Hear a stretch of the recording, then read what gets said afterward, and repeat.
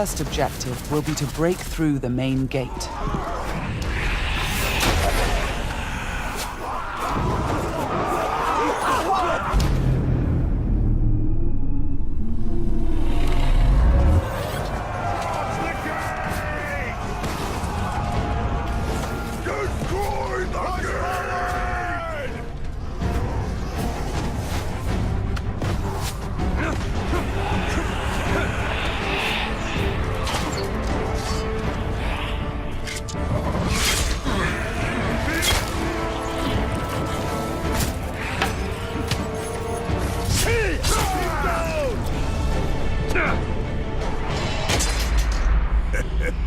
You feel it, don't you? This is the power of the Dark Lord. Yes. Yes. Come to me.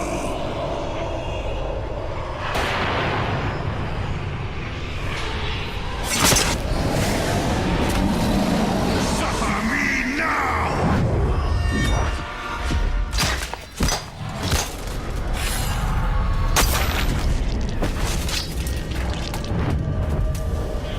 With the Stormbringer defeated, we've broken the curse and can unleash our power as the Demolisher breaches the gate, allowing our army to storm the fort.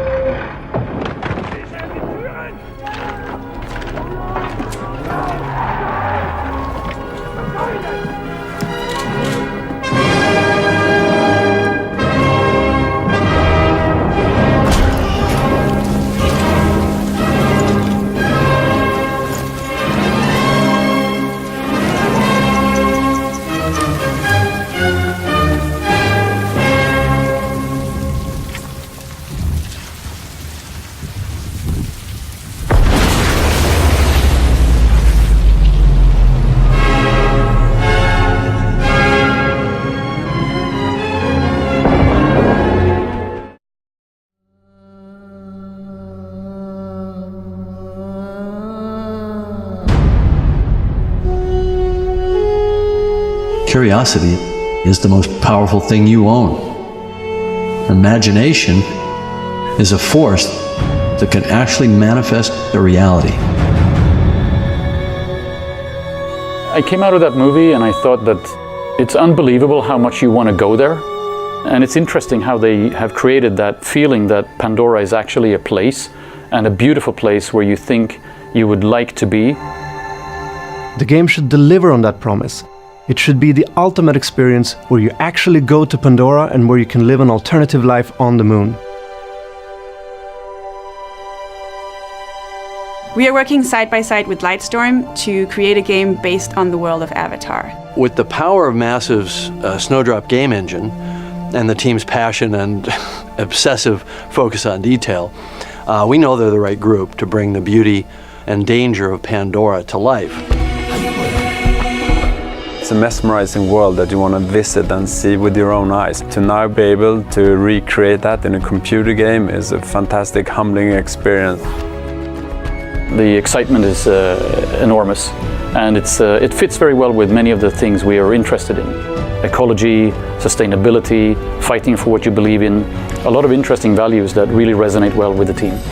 Our ambition is always to make the best games in the world. In this case, I think we have a unique opportunity to do something that is very, very rare. Every player gets to choose how they want to experience this incredible universe. We're about to embark on an amazing adventure. The insane attention to detail is one of the key things that made Pandora feel so real. When we're done, everybody will get to experience the beautiful world of Pandora.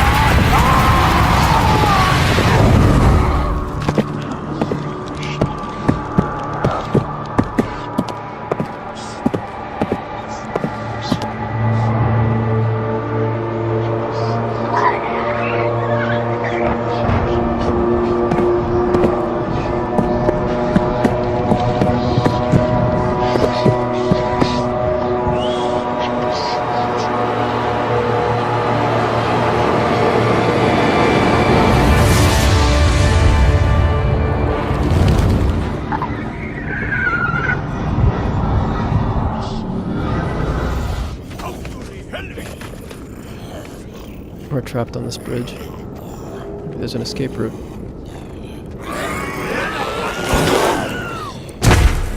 Okay, I think we're safe.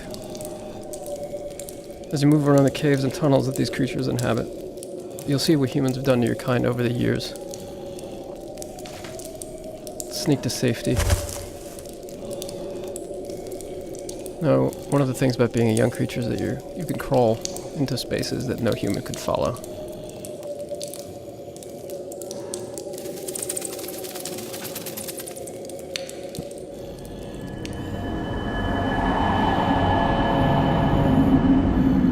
Now, this huge cave with the mysterious tree is one of the last few places of refuge in the world for creatures like you.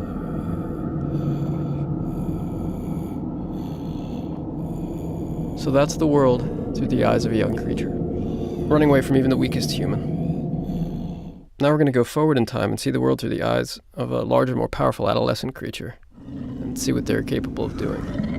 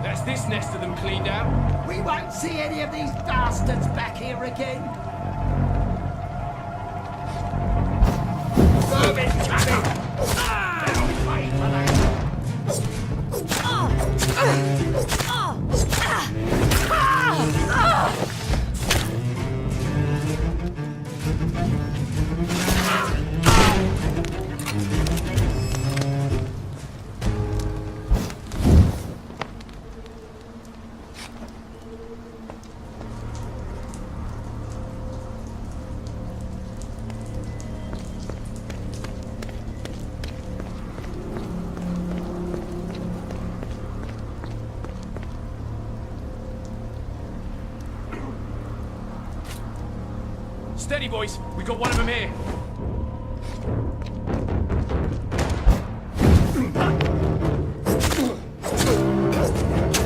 I've got...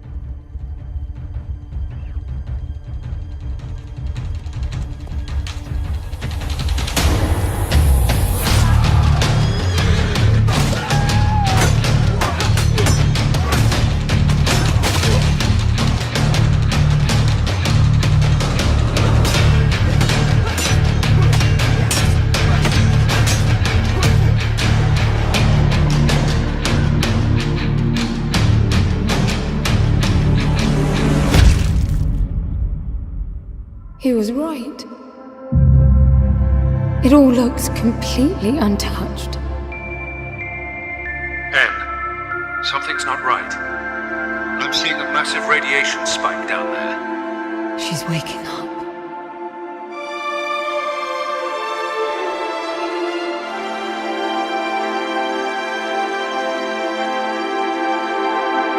In Echo, you must survive the strange workings of the palace. It studies everything you do, everything you are, to use it against you. What is this? That's you, Em. The Echoes are exact copies in every way. They behave like you, and only do the things you do. So it's the way you play the game that shapes your enemy.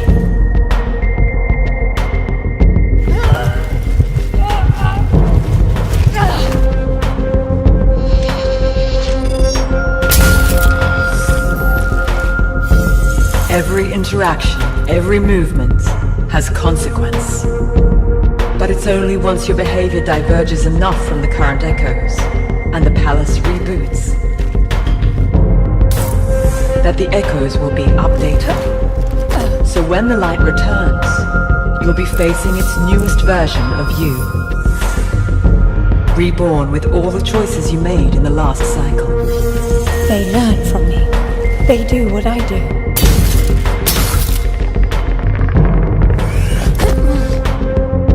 The palace watches everything you do in the light. But in the darkness, as it reboots, it is blind, and you are free to act without consequence.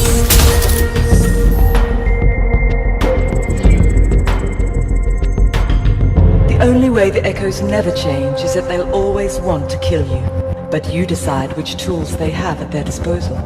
If you cease to do something, so will they after the next blackout. Always stay a step ahead of the Echoes, and keep a cool head if you want to survive the palace.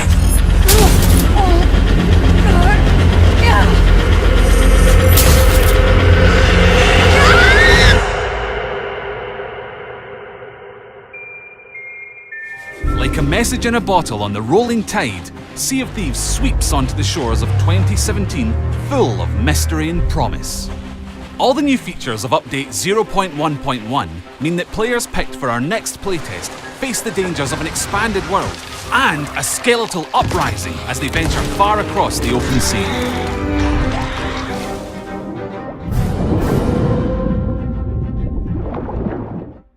Back in December, we let 1,000 lucky insiders roam free in our first update, and since then, that pool of players has only grown.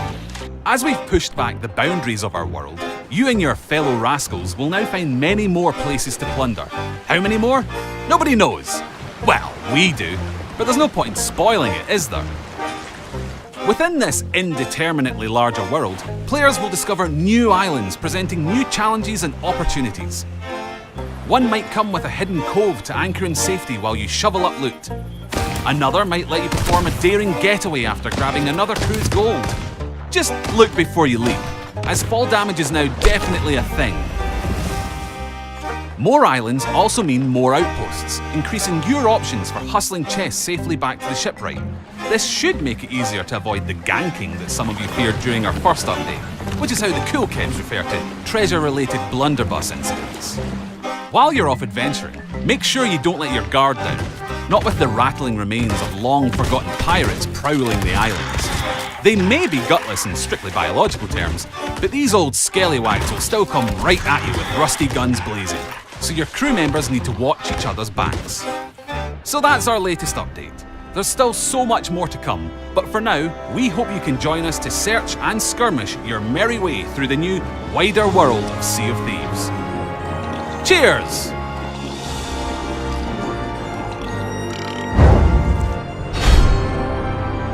Identity is an MMORPG that's unlike any other you've ever played. It's not based on levels or skill progression, it's based on you, your character, and what you want to do with it.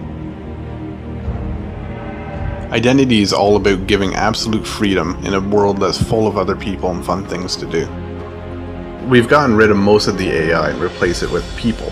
It's people who are driving down the street, and it's people who run for governor. It's people who play as police officers and fight crime. You'll find sports, car racing, paintball matches, and more others than I have time to list. And if living off the land is your sort of thing, you can make a pretty good living hunting or fishing.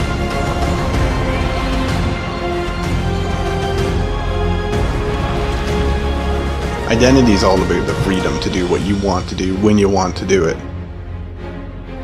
While Identity is an MMORPG in most ways, we're going to be offering you the option to rent your own servers too. So if you want a different, more specialized style of gameplay than our official servers have, such as maybe hardcore role-playing or some kind of like endless action, server operators are going to have control over hundreds of features to customize what they want. Agent Watertown, that suspect in custody. Nobody has come in the perimeter. It's still a hot scene. 10-4. If you're somebody that likes to take the quiet route, you can form a business and play the market, or you could take the other way. You could become a criminal, you could rob people, you could rob banks, you could steal cars. Everything is open for player interaction. The land identity is enormous with all sorts of landscapes from cities, farms, and wilderness. There really is so much more I wish I could show you with this, but we've only just gotten started here.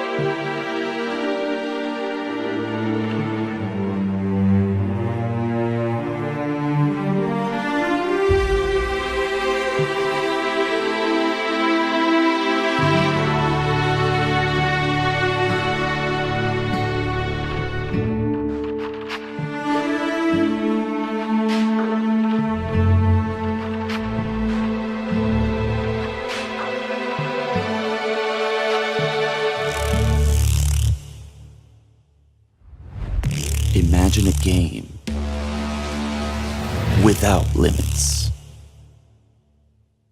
A world where you can build anything, from spaceships to orbital stations.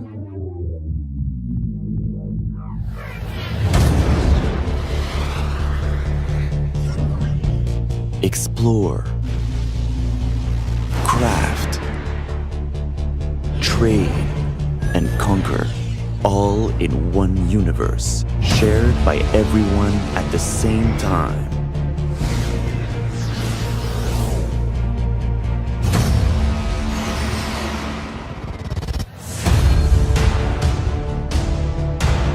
Forge your collective story. This is your world. Rebuild civilization together. Dual Universe.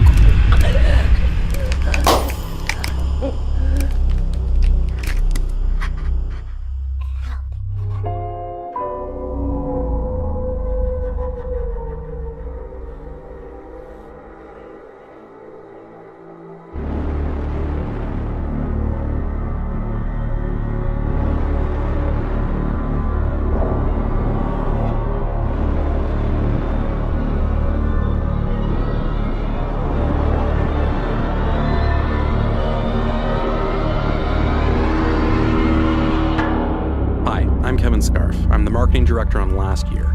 Last Year is an asymmetrical multiplayer horror game where one killer has to hunt down a group of teenagers. I'm playing as the Slasher, one of 3 playable killers that ships with the game. The game is set on Halloween night in 1996. We've been meticulously crafting a universe that draws you in and puts you in the center of your own 90s horror film. Survivors can actually fight back with weapons, so being the killer means you need to be smart and creative with how you attack your victims. One of the best ways to do this is with Predator mode. This lets the killer unspawn and turn invisible at any time. The killer can then move extremely fast, completely invisible to the other players, and use this to plan the perfect ambush or toy with the survivors. To spawn in or out, the killer has to be out of sight, or use the environment as a spawn point. There's a couple of survivors now. It looks like Chad and Troy. They might actually have weapons already, so it could be risky to try and attack 2 people head on. What I'll do is unspawn and look before I plan my attack. First, I'll place a trap here. Last Year is filled with different environmental spots, like this trapdoor, that the killer can use to separate survivors from one another. Now I'm going to actually use that skylight up there as my spawn point. Now that I've trapped him, I'm going to go in for the kill. We hope you enjoyed this preview of Last Year. We look forward to sharing more gameplay features with you in the future.